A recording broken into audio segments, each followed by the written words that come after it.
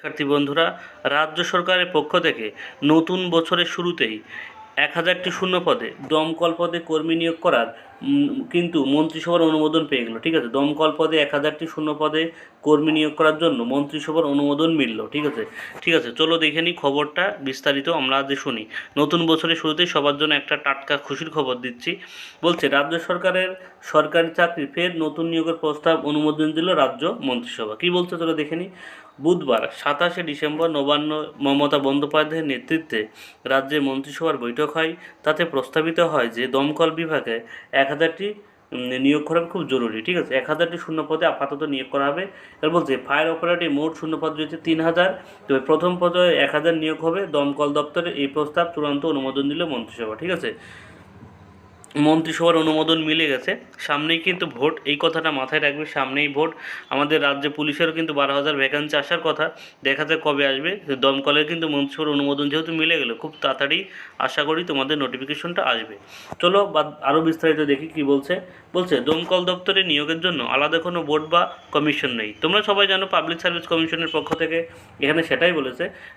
এই দপ্তরে নিয়োগের জন্য পরীক্ষায় পাবলিক সার্ভিস কমিশন। ঠিক আছে, এর আগেও কিন্তু যে নিয়োগটা হয়েছিল সেখানেও পাবলিক সার্ভিস কমিশনই কিন্তু পরীক্ষাটা নিয়েছিল। ক্যাবিনেট সূত্রে বলা হয়েছে যে এবার পাবলিক সার্ভিস কমিশনের মাধ্যমে নিয়োগ হবে। অনুমোদনের পর দমকল দপ্তরে সরকারিভাবে প্রস্তাব পাঠাবে পিএসসি। ঠিক আছে, অর্থাৎ এখানে দমকল দপ্তরে কিন্তু সঠিক অনুমোদনের পরই কিন্তু খুব তাড়াতাড়ি অনুমোদন হয়ে গেলেই কিন্তু দমকল দপ্তরে পিএসসি সরকারিভাবে প্রস্তাব পাঠাবে। ঠিক আছে, প্রস্তাব পাঠাবে। চলো দেখে নিই আর একটু বিস্তারিত কী বলা আছে। বলছে তারপরে নিয়োগ প্রক্রিয়া শুরু করবে কমিশন। ফায়ার অপারেটর পদে 2023 সালে 1452টি শূন্য পদে কিন্তু নিয়োগ হয়েছে 2023 সালে। এই পদের চাকরির ন্যূনতম যোগ্যতা ছিল মাধ্যমিক। তোমরা জানো ফায়ার অপারেটরের মাধ্যমিক যোগ্যতা থাকে। বয়স ছিল 18 থেকে 27, অর্থাৎ 2023 সালে যে নিয়োগটা হয়েছে সেখানে বয়স ছিল 18 থেকে 27।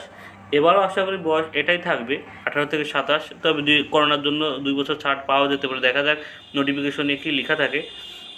তারপরে বলছে তবে তফসিলি জাতি উপজাতি প্রার্থীদের জন্য 5 বছর আর অন্যান্য অনগ্রসর শ্রেণীর জন্য 3 বছরের ছাড় রয়েছে। বর্তমান রাজ্যে ফায়ার অপারেটর পদে বেতন কাঠামো হলো পে স্কেল অনুযায়ী এখান থেকে 5,400 টাকা থেকে 25,200 টাকা। এই সঙ্গে গ্রেড পে আছে 2600 টাকা। ঠিক আছে, অর্থাৎ এখানে কিন্তু শুধুমাত্র যে দমকল পদেই নিয়োগ নয়, তাছাড়াও কিন্তু ভূমি দপ্তরে, ঠিক আছে, দমকল দপ্তর ছাড়াও কিন্তু ভূমি দপ্তরেও মোট ভূমি এবং জল দপ্তর মিলে মোট 500টি আরও শূন্যপদ রয়েছে।